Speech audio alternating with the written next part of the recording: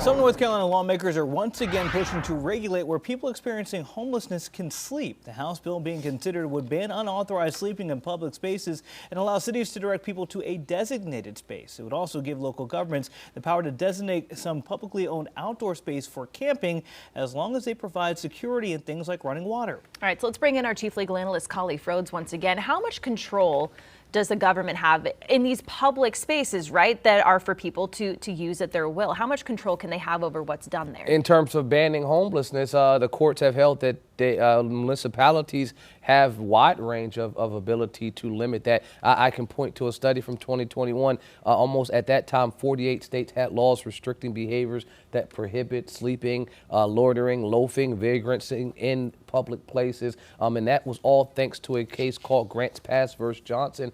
In that case, a municipality had placed restrictions on doing just that. And folks had sued saying you don't have the authority to do that. Justice Gorsuch came out and said, well, homelessness is a serious policy problem, but courts are not equipped to manage it, basically kicking it back to the municipality, saying that we as a court shouldn't decide this, that they have the right to decide, limit, and or advance type of issues like this, and that's what it does. He also said the Constitution doesn't create a right to camp on public property. Justice Sotomayor, in her dissent, said people should not be punished for sleeping outside when they have no realistic alternative. Homelessness is often involuntary condition. So criminalizing sleeping outdoors effectively punishes people for being homeless. And so you had mixed reviews. That was a 6-3 decision across political ideological lines. But what I can say is, to your question, yeah, they can limit that. They, as a municipality, states, local governments can do that, and they have, at least in 48 states. Years ago, I took my wife on a lovely bike ride in downtown San Diego, and we went from a public park to blocks of homeless camps.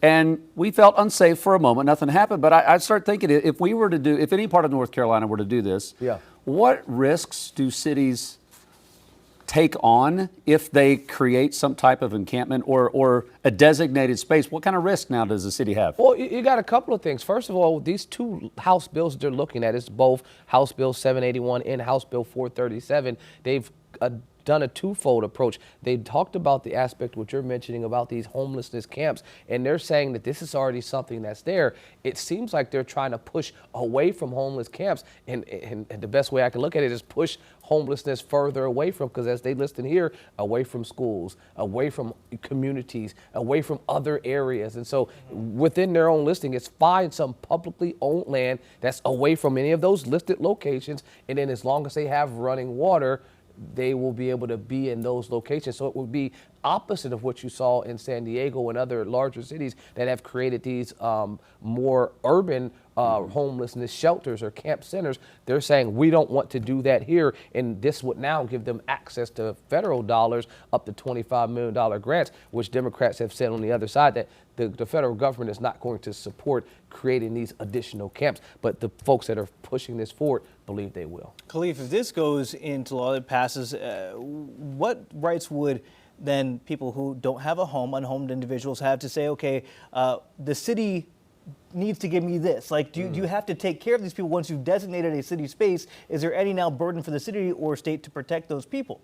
Well, I mean, based on this law right here, 781, this House bill, it would be only ensuring that there would be designated running water. Now, I will say this, and this is back to the criminalizing these individuals there. There is a request to increase drug activity and criminalize, or I should say, increase the penalty for drug activity there. So while on the one hand, you are trying to figure out a way to remove these folks from places like communities and neighborhoods and in schools, you're also saying if you deal drugs in those areas, we're now going to, in some cases, where our criminal system goes from A being the highest to I being the lowest. Most of the time where you have a possession with intent to sell or deliver, it will either be an I, a H, sometimes an F. They will have these now be an E. Well, let me put that in perspective. If you're convicted of a crime with a right now under an H, it would be 5 to 6 months. However, if you're convicted of an E, that's 25 months. So that takes it up significantly higher for the exact same offense. but just because you're inside of one of these zones. Right. I guess with more the running water, the question is, if they say the water stops, then would that homeless person have a claim against the government? Said you're legally, supposed to supply water. We don't have water now. Now I have a claim against the city. According to House Bill 781, yes, you would open themselves up to liability, and you would give the homeless individual that's staying there standing to bring a claim for sure. Wow. All right, so we'll keep an eye on those bills. Kali, thank you. Queen City News Plus. Just search Queen City News on your smart TV's app store.